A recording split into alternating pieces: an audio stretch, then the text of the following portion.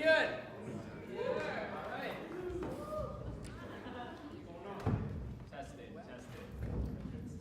Test it. You guys hear me on this? Yeah. All right. Hate the sound of my own voice. All right, so as you know, it's homecoming weekend, or maybe you didn't know. So in celebration of that, a lot of the departments are bringing back alumni and hosting events today. So the student body has the opportunity to meet some of the successful people who come through this program, pick their brains, and have them share their experiences with all of you. So we are very lucky to have 4 phenomenally successful guests here from the Schwab School of Music who all have different backgrounds and are all doing much different things at this point in time. So I'm not going to speak for them, but we'll just go around and have them introduce themselves, share when you graduated from Schwab, if that's okay with you, and then maybe some of the things that you've been doing since leaving Schwab, or maybe for some of you since you returned back to Schwab. Thanks, Joe. Hi, everyone. I'm Alan Yue. I'm a pianist. I graduated from Schwab in 2017 with an artist's diploma. After graduation, I went to the Cleveland Institute of Music for my DMA. While doing that, I was hired at the Cleveland Institute for theory faculty full-time, and I was teaching piano as part of the prep division, running a private studio, as well as chairing the DMA committee my last year. So just a lot of administrative teaching and all that stuff. I'm thrilled to be back here as lecturer of piano, where I'm kind of doing a little bit of everything as well. So great to see y'all. Hey everybody, my name is Carrie Beth Wallace, and I graduated in 2009. Thanks for making me say that out loud, that's great. I'm kidding. I majored in vocal performance and taught elementary music after I graduated for several years. I have an ORF level 1 certificate, and I taught for 3 years, grades pre-K through 6th grade. Then I became a mom and left the classroom, but have always continued to have my hand in some sort of music education. Right now I'm teaching music at Tree Springs Academy, which is a joy. But my full-time job is that I'm an arts and culture journalist. I own a publication called The Columbusite, which covers the arts in the Chattahoochee Valley and beyond. It's a joy. Hi, my name is Samuel Vargas. I graduated 5 months ago. I'm a full-time visiting professor at the Schwab School of Music. I am under management with the Sphinx organization. I have a solo career, and I also travel to San Francisco Conservatory to work with the Department of Composition in the specialty of premiering new works, which is what I've been doing. I'm a neuroscientist, and that's it. Good afternoon. My name is Robert Sharp. I am a Schwab class of 2008. I studied guitar with Dr. Zone. And after Schwab, I went on to earn a master's degree from Yale and a doctorate from the Cleveland Institute of Music. After I finished my coursework, I returned to Schwab and taught music theory and music appreciation and music history for about 3 years, and ended up going into a family business, which is a chain of pharmacies. And I went back to school and became a pharmacist. So I'm now currently working in the Columbus area, helping manage our family pharmacies. Dance around on stage. All right, so the first question, are you doing now what you thought you would do as an undergraduate while at the Schwab School of Music? And how did you get to where you are today? Well, I did my artist diploma here, so do you want to frame that for artist diploma? Yeah, or Yeah. we can talk about undergrad too. Because we have undergrads in this room, so maybe as an undergrad, Okay. what did you think you would do, and what are you doing? That's a great question. I'm the weirdo here. Maybe we're all weirdos, I don't know. But I studied math as an undergraduate, and I was performing a lot, even though I was studying math. And it was sometime during my junior year, I was like, well, I'm performing a lot. I love music. I like math. So I love music more than math. So let's try making something out of music. And when I was choosing music or choosing to pursue music, I never really thought that like what career opportunities lie like ahead of me. And maybe that was a little bit naive of me, but I kind of just wanted to play music to share my thoughts, my ideas, my philosophies with performance and teaching. So afterwards I did a master's degree in piano and then an artist diploma here at Schwob. And after Schwob, I'm like, well, I still kind of just want to play music. I want to study more. So that's where naturally led me down the line of a DMA.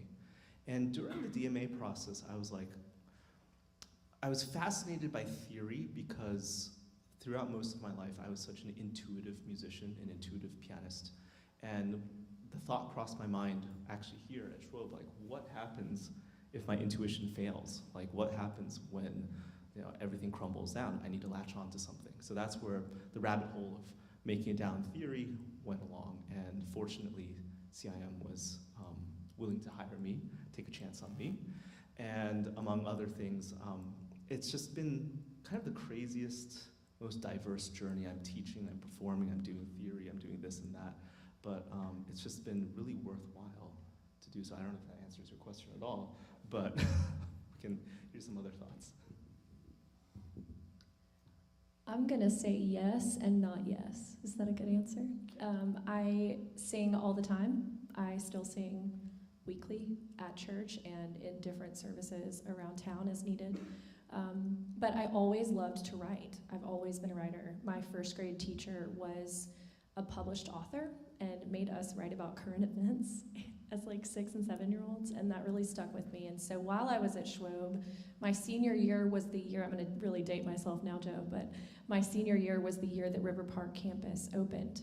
And the university was looking for an arts student, a student in College of the Arts, to cover all of the concerts or exhibition previews so that the patrons of the university and the donors would know kind of what's going on, because 15 plus years ago, they were used to seeing everything on campus, or not just necessarily coming down here to see art as well.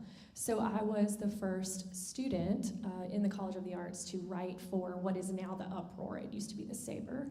And that was a really interesting experience because it was my first time writing about the arts. At the same time, I did an independent study with my professor, who's Earl Coleman, and he really encouraged me to dig into that love of writing about the arts in particular. And so he had me doing opera score analysis, concert previews, interviewing faculty members and artists for that extra 3 hours of credit, which at that point I didn't need, but has actually served me best long term out of everything that I took. So I love performing. I still sing a lot. I'm still teaching, but having a career, I tell people I use my voice differently now every day, and I really enjoy it. And my company came out of a need in the community. So when I moved back here, after graduation, I spent some time in Macon, and then we moved back here, and I worked for the Ledger Inquirer for 3.5 years. I wrote their Sunday Arts section and was an editor for one of their magazines. And then in 2018, because of the economic crisis, McClatchy Publishing canceled all of their arts coverage in Columbus for the foreseeable future. And it really upset me, not because of losing a gig as a writer, but because I felt like, I knew and believed wholeheartedly that Columbus merited a voice for the arts. I was that student. I was in these chairs, and I knew that if somebody wasn't championing the arts here, who would be in the audience for you all? And so it really mattered to me to see a need and meet a need, and so that is what led to me doing that as well. Now we need the question repeated. Just kidding. Yes, for me, I guess I'm the only international from this panel right here. So I come from a completely different country. I grew up in El Sistema, and we were exposed to teaching from a very early age, play with orchestras, tour around the world, and be exposed to the power of music. So when I came here for my second bachelor's in music performance, I already had a clear understanding of the things I wanted to do. During my bachelor's, I founded a 501c3 organization that supports students in more than 18 countries, and from which there are many ones here who have graduated from the foundation. We have been able to help them to come to the US. So I want to use that question to remind you that your bachelor's, your undergrad studies are not what is going to prepare you so that you have a career after. You actually have to build a career during your undergrad so that when you graduate, you already have a vision of what you are going to do. No one is going to be waiting for you when you get that degree unless you create that opportunity for yourself. So that's a very important thing, and I think being clear on what the needs are, like what you did, that opportunity that you saw, it's very important so that we can actually find a way to give back to the community and have an impact. Well, Sam, thank you. No, when I was an undergrad, I thought I would be teaching, hopefully at a university. And I guess I did do that for a while, but not as a guitar instructor. I was a very focused undergrad on music. That was the only thing I could imagine. But being in a family business, I grew up for it. My first job was delivering medicines for the pharmacy when I was 16 and then stocking the drugs. But I never really gave thought to it. I was just more focused on music.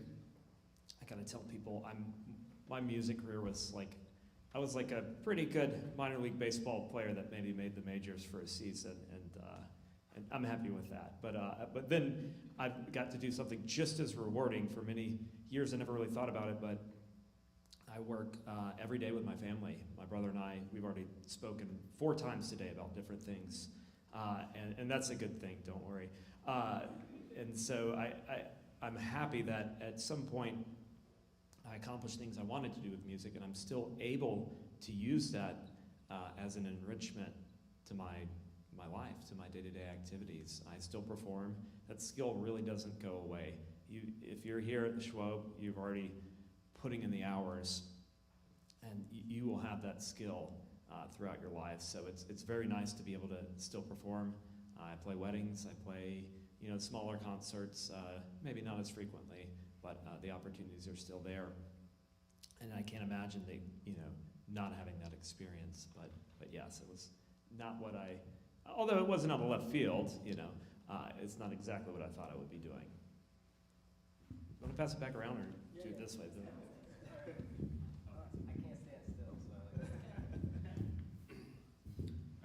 So I think Samuel kind of gives us a nice segue into one of the other questions I have on here that I think it'd be great to hear from everybody. But from your perspective, what can our students be doing now to set themselves up for success following graduation? That's a great question. I think I might need a moment to think about that. Does anyone else want to take a hand first? So I can't underestimate or overemphasize what the professionalism that my professor taught has done for not only myself, but everyone that studied with him. If you knew Earl Coleman, he is extremely, extremely professional and Robert's nodding, had very high expectations for us, not only in performance, but in how we interacted and carried ourselves, and even down to how we presented ourselves on stage, and into our papers, into everything. And his standards really made such an impact. And I remember, and I would say this if he was sitting right here, I kind of wish he was, I miss him, but his expectations and his absolute drive to make us not only musicians, but professionals in the way that we handled ourselves is something that, online or in emails or Facebook, we all keep up with each other, and it's the number one thing I hear about our training was how quintessential, no matter what career we're in now, those lessons that he gave us were. And so things that you can be doing now as an undergraduate, other than practicing and honing your craft, and I say that with a capital C, are exploring ways to market yourself as not only a musician and an artist, but as a professional. Because that degree is so important But it's not like they hand you, like you said, it's not like they hand you a piece of paper and then you have a career, right? Preparing for those moments, preparing for the question. Another thing Earl Coleman used to say is success is when opportunity meets preparation. And I've just seen that play out so many times, whether you're playing, solo with a symphony or you're in front of your first class of kindergartners. Knowing that you have the tools and the gifts within you to be successful and how to see those needs and meet them with professionalism is my number one thing. Doesn't mean perfect. Let's stop there for a second. It doesn't mean perfect. But it does mean having those standards and knowing that your training is going to go far beyond the classroom or the stage. Great. I remember something that one of my theory teachers told me at CIM, and I say this to my students from time to time, and it's that when you get to a music school, everyone is kind of watching you. Every chamber coach that you have, every theory professor that you have, your applied teacher, of course, but everyone else is watching you. And it's important, I think, to set yourself up so that you forge these connections in a very positive manner. Because quite honestly, for every talented music student out there, there are 10 more students even more talented than they are. And it's just a really difficult profession to kind of find a hold of, find your niche in. And if you have a collaborator in one of your classes, you're like, oh, I want to work with this student, I want to work with you. And so maybe you can create a chamber group from this and from being professional, from being open, from kind of just being your best self at all times. In your theory classes, yeah, if you hand your homework in on time, if you participate in class, who knows? Maybe you'll get hired from the CIM theory department, I don't know.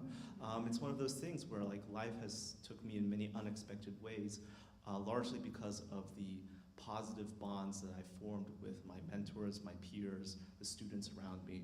And so just keep that in mind wherever you are in Schwab, just to be a good citizen,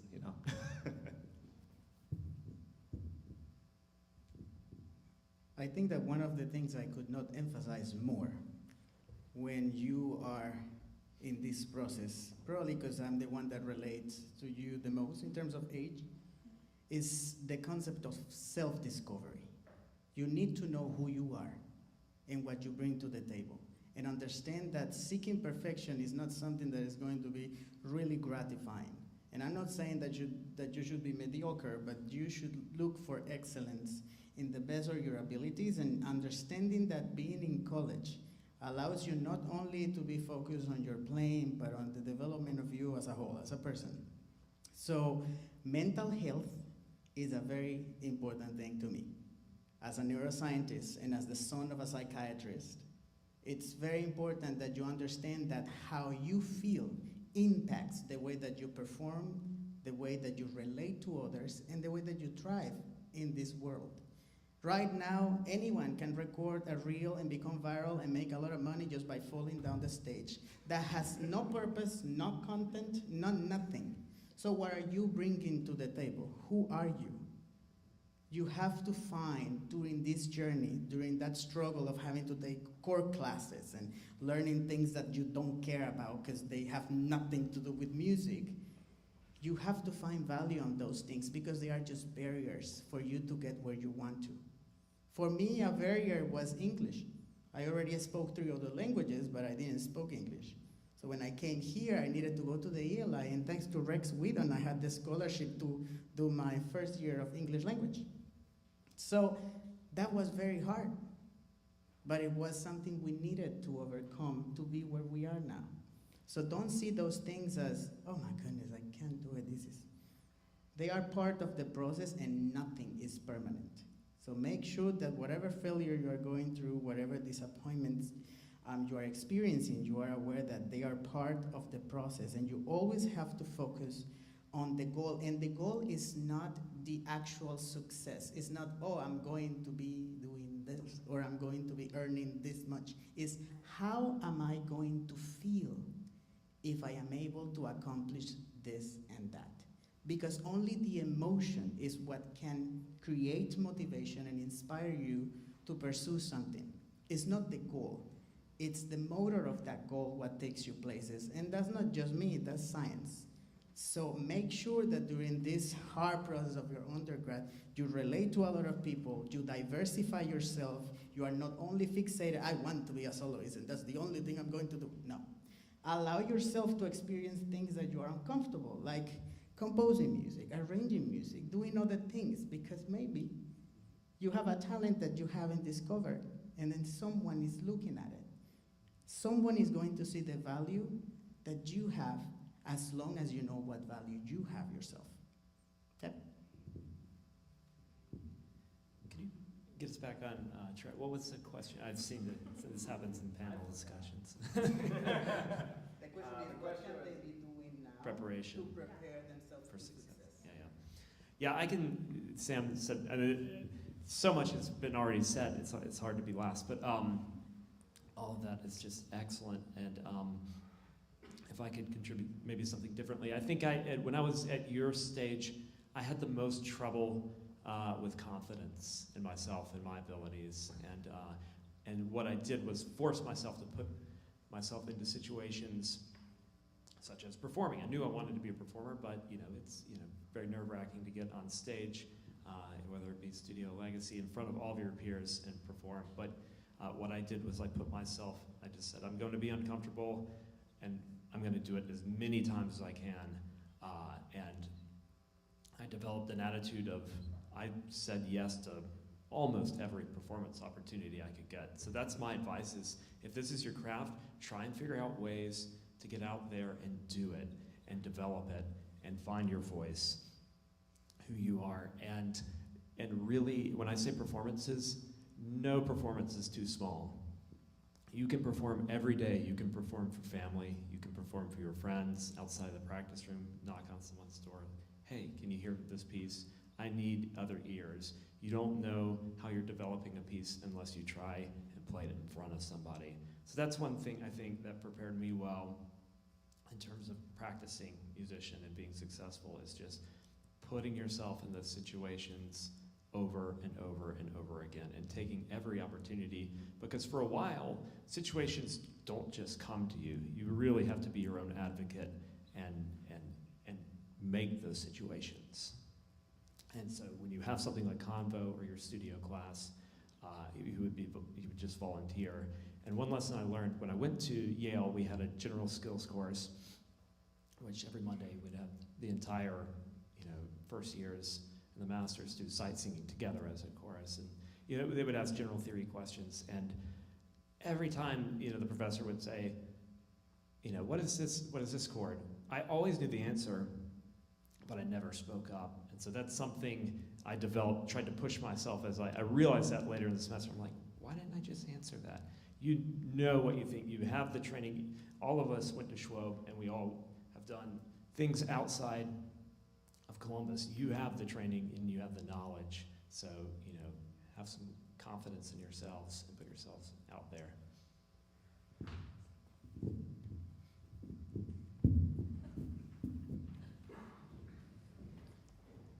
I'm inspired by all of these answers.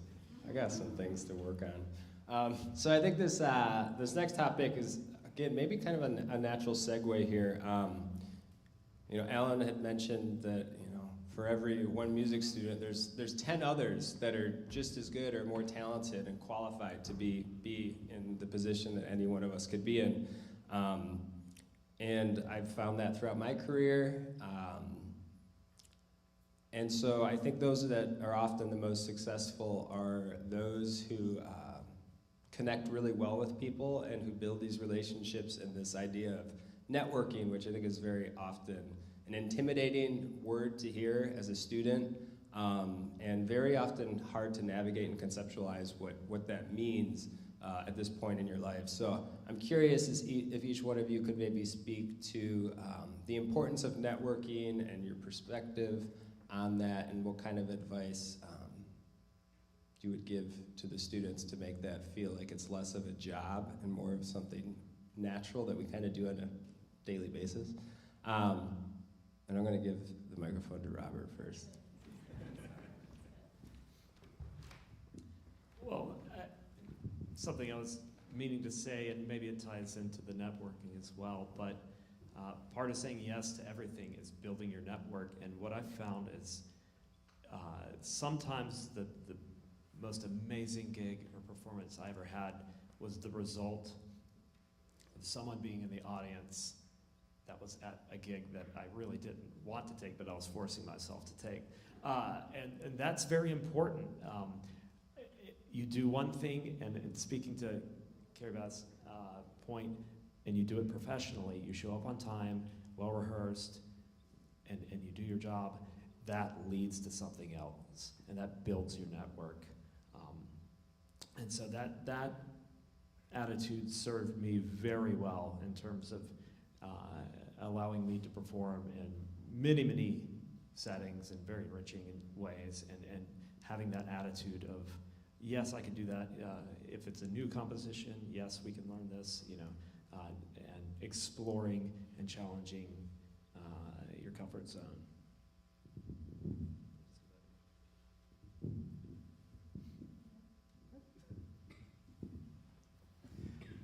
I think piggybacking off of that, I'm a huge introvert, and so it's always easier to be by myself than it is to kind of socialize and be with other people. But networking is so important for a musician, and I think there are many ways to go about it. One is, yes, being on time and being like excellently prepared. You don't have to be perfect, but you should show up prepared, knowing your parts on time.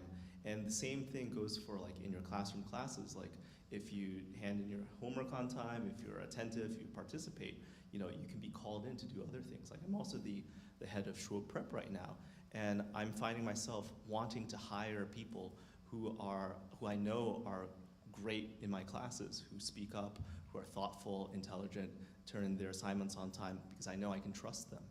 On the flip side of things, socializing and networking is more of a challenge for me, but I find myself kind of in this mindset where I kind of want to just understand the other person, the person in front of me, like understand who they are, where they come from. I think that's a good place to start for any interaction between people. And from that personal connection, maybe some professional opportunities will come out of that. Yeah, I don't know if anyone has anything to add. So absolutely everything about what I do is built on relationships. We work with 40-something nonprofits in the arts every year. I'm still up here with colleagues and professors that I've interviewed, and there's people in the audience that brought me here, literally. And so I think that we just can never underestimate as human beings the value in seeing people for exactly who they are and the intrinsic value they have just by showing up. And I don't mean that just in a performance aspect. I mean that in any field. And I think our interactions matter so much.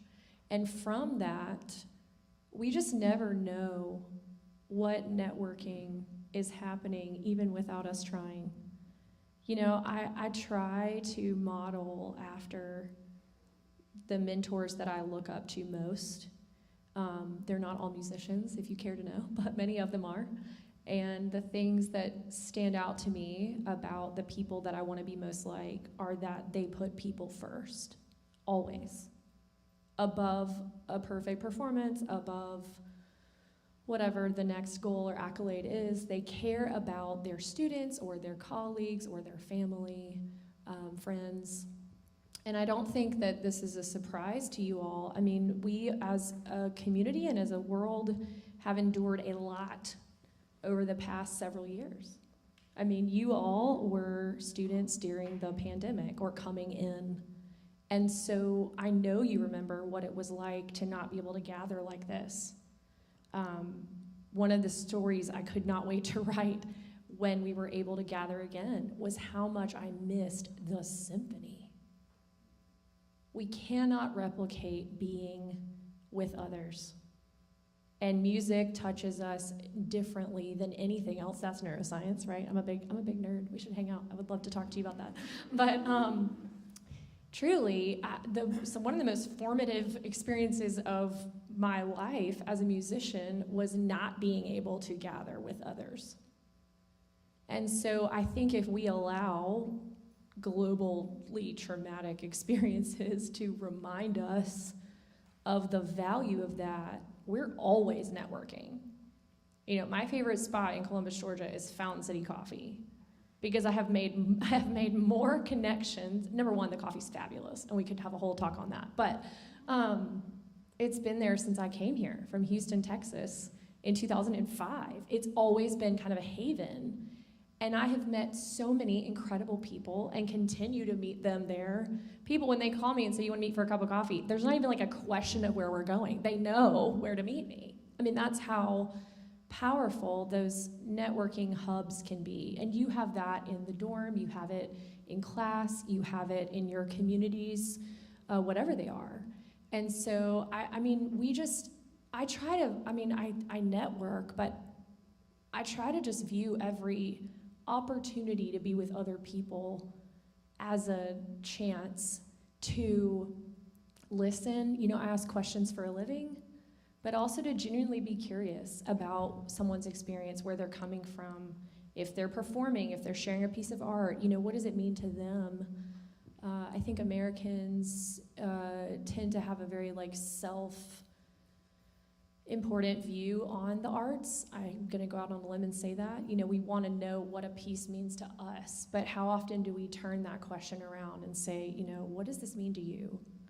Why are you performing this? And if it's just because you were assigned, cool, but what have you learned from it?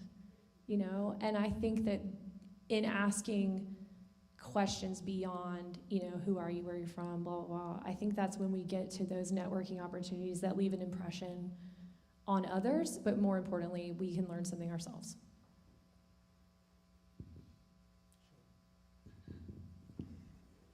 As a leader of a nonprofit, I have learned that a lot of people and everyone has different talents that you might not know.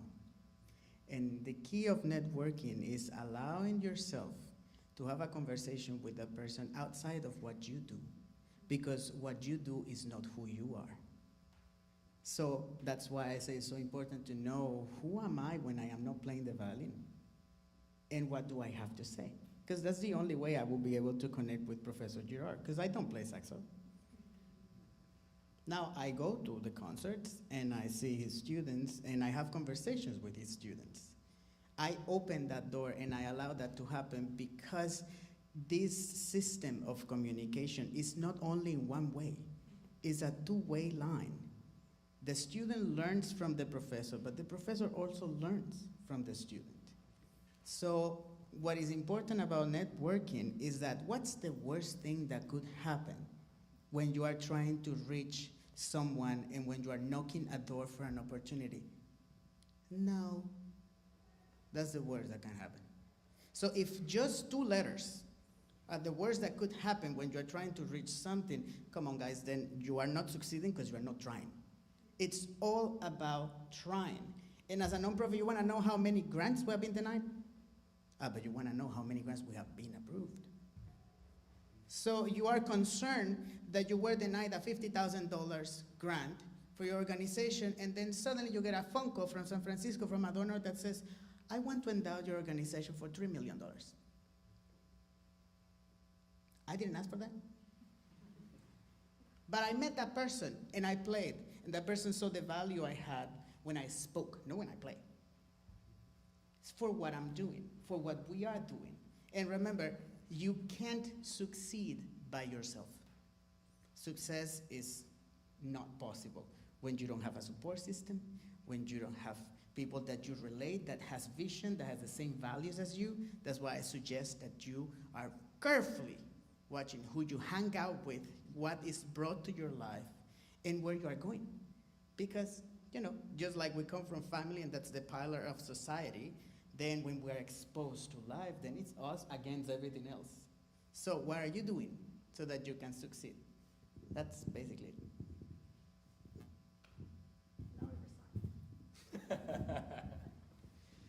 All right, so we're kind of nearing the end to some degree, but I'd like to just, give you the opportunity to talk about anything that maybe hasn't been addressed or that you think students may find useful at this point, and then we'll open it up to some questions from the students. So, and if there is nothing you want to add, we can just go straight into questions. Yeah? All right. So wake up. Put your phones away.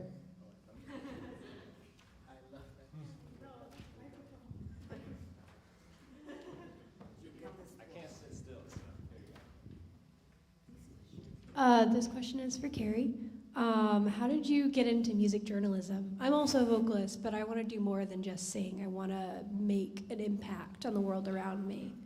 How did you discover it? How did you get into it and find that that was your niche? So I'm loud. Do you want it? That's a great. Thanks for your question.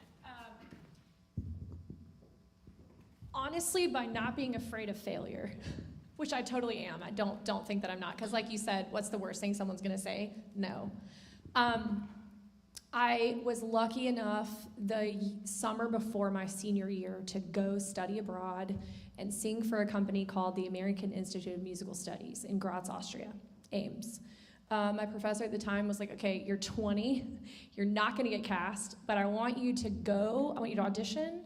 You've already got the rep. I want you to audition, and I want you to go, and I want you to treat this as your first professional experience. We were getting credit, but it really was a phenomenal experience because what they do is they sing opera in concert. This is going somewhere, I promise. So we flew across the ocean, and first time I'd ever been out of the country, I went by myself, met people there, but it was a whole adventure. And, with time change, I auditioned at 3 a.m. local time, singing B flats, and you just do it, right? And the next morning, I sang, I felt okay about it, I went to bed, didn't think anything of it. I'm 20. There's people in master's and doctoral programs here, so I am here to learn. We were studying multiple languages, we had stage combat, we had all kinds of just really cool things to prepare us to go on and perform. And at 6 a.m. one morning, we were in the dorm in Graz, Austria. I stepped out of the shower and a woman, who was a doctoral student, met me right here. And she was like, you stole my role. And I was like, I am so sorry. There has been a misunderstanding. I have no idea what you're talking about. And she said, well, isn't your name Carrie Beth Barnett? And I was like, well, yes, hey, nice to meet you. This is really awkward. And she said, you stole my role. Congrats, you've been cast in the thing I came to sing here, but came here to sing. And I said, well, I don't know. And that was really eye-opening to me because I got to sing under this amazing, we were in the pre-Alps and the concert venue was a castle that Hitler accidentally bombed, okay? And all the box seats are jail cells, former jails. It was beautiful. It was the most incredible experience. It was like driving a Ferrari, what I would imagine, 150 miles an hour with this fabulous conductor, full orchestra behind me. It is why you study performance. And I walked off the stage and it hit me like a ton of bricks that not a single person I loved was there, that all I wanted to do was go home and write about the experience and share it with as many people as possible. And that was my kind of light bulb moment of, okay, I can do this. I'm so fortunate to be able to do this. I want to do this the rest of my life. But what if I'm meant to do it differently? It was terrifying and exciting. And so when I came back, I had to have this very brave conversation with my professor that I love what I do. I think I want to teach and write about music. I'm interested in looking at graduate programs, but I don't know what that looks like for me in this path. And instead of saying, oh my gosh, you're a performance major, you gotta perform, he continued to push me to perform and made the choice lovingly to equip me to do what I knew I wanted. And so to answer your question, how did I get into that? Because of people that invested in that interest, because of the support system that I had, and because I knew that I could do it, but I didn't want to do it bad enough to take it from the person that met me in the shower. And so in coming back and exploring all of those experiences, I kind of just started.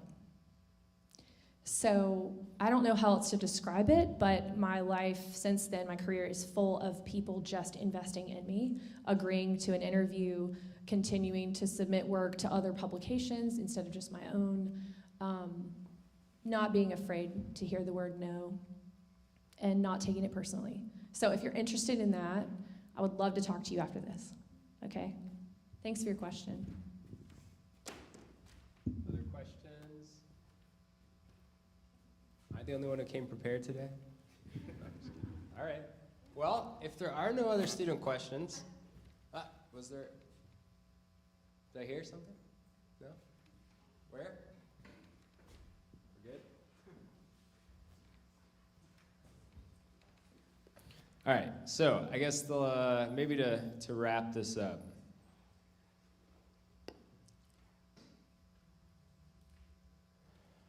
How do you define success for yourself?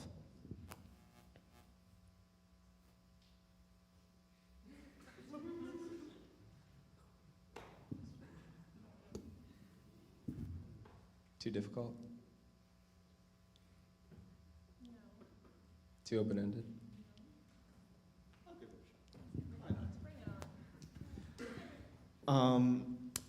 So I've always been in kind of a position of having the freedom to float around and do a bunch of things. And I like to float, I like to tinker, and once I find something I love, I like to dive really, really deeply into it. So whether that's math, whether that's performing the piano, whether that's theory, building computers. That was my hobby during the pandemic. I just sat down and built like 5 computers because I was just like, I need something to do to take my time. I just really got into it. But finding your passion and what you really want to do, and I think that really defines success. And, you know, exiting a school and going to the real world, inevitably our lives will come up with a question like, what am I going to do for a living? What am I going to do to, like, you know, pay for this, pay for that, pay for my rent, do this? And I think the important thing is to never lose sight of what drives you on the inside. In Cleveland, I think I lost track of that just a little bit. And that's partially why I'm here, in that I was teaching so much. I was like just giving it all to my students, and I didn't find enough time for myself, my own passions, cultivating my performances, my collaboration with others. And so, yeah, inevitably, I think there will be some sacrifices made, but you can't lose sight of what drives you forward. And to me, that's what defines success.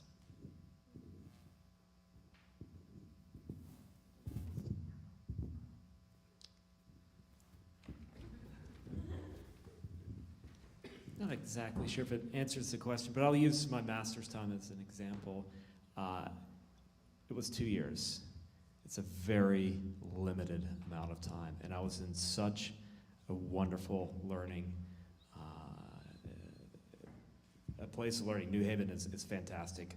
The course I just described, our sightseeing course, they actually brought in the second years as an orchestra to accompany versus just a pianist. And you know, as a guitarist, like, wow, this is amazing. I never get to participate in orchestra, so I had a really good time. But in terms of making that a success, at least, and maybe this isn't a life success, but I went out and I just was like, I am going to take it every opportunity I can.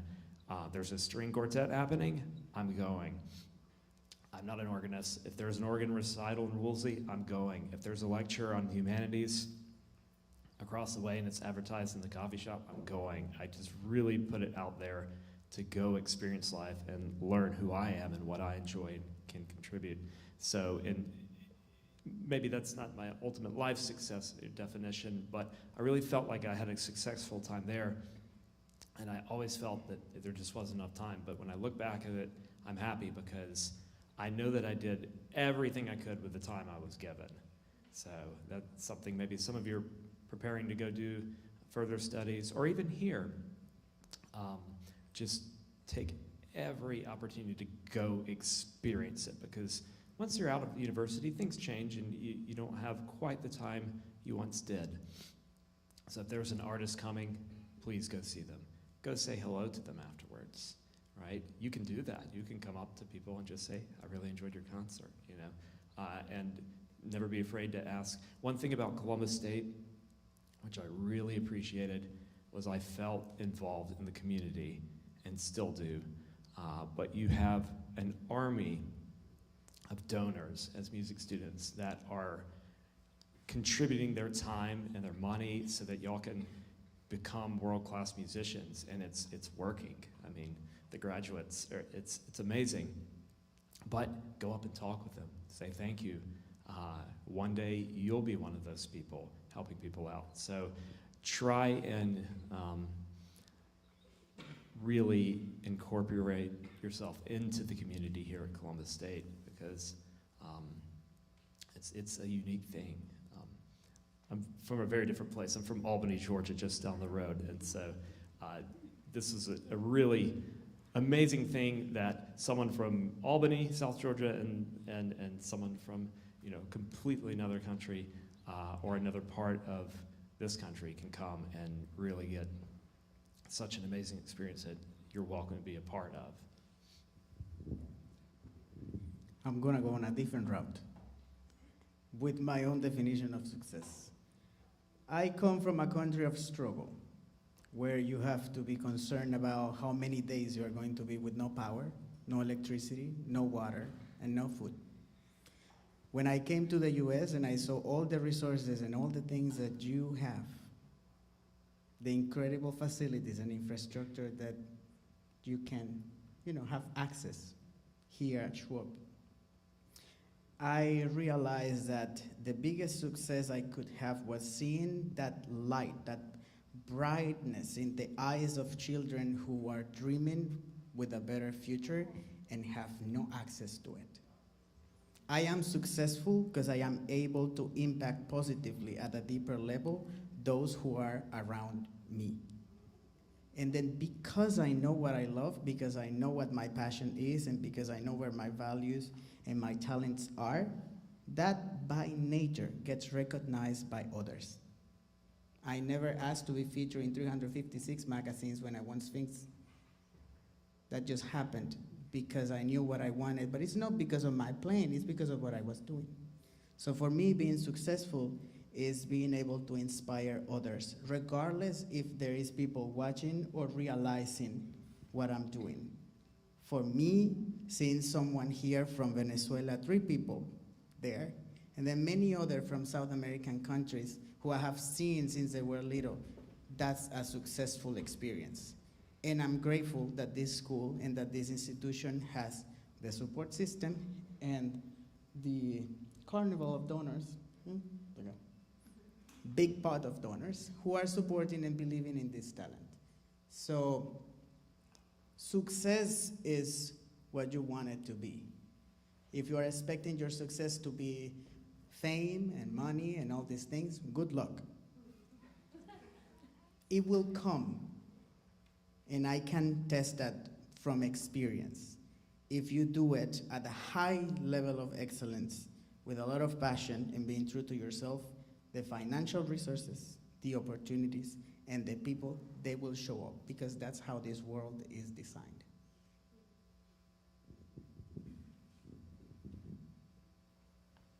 I don't know how to follow that because I agree with that so much. The only thing I'll add personally is that I am a mom of 2 kids, and success to me, in addition to investing in others, though not quite at the level you're doing that, but in addition to teaching and giving back and making sure that people's stories are being shared, it's very important to me to be present in my family. And so success really can look different for everybody in different life stages. And so I'm also at a point in my career where I know in the next 8 or 9 years my children will go to college, and then we're empty nesters, and I will not be too old, believe it or not, to work. And so I'm looking at how to do small things now to set up the end of my career that I really want to have. And so one more thing my professor taught us was that you can do it all, but you can't do it all at once. And I think that that's something I really try to live by, because as we see a need and meet a need, we have to trust that we'll continue to be able to do those things at the level we're meant to at the time.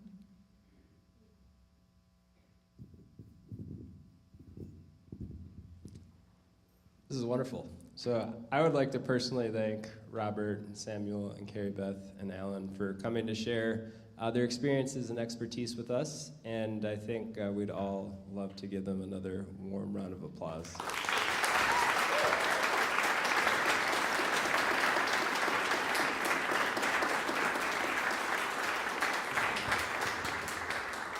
And if you want to interact with them and pick their brains some more, if they happen to be sticking around, maybe not, but there is a reception in the lobby from 4 to 5:30, and I believe you're all welcome to attend. So, Theater lobby.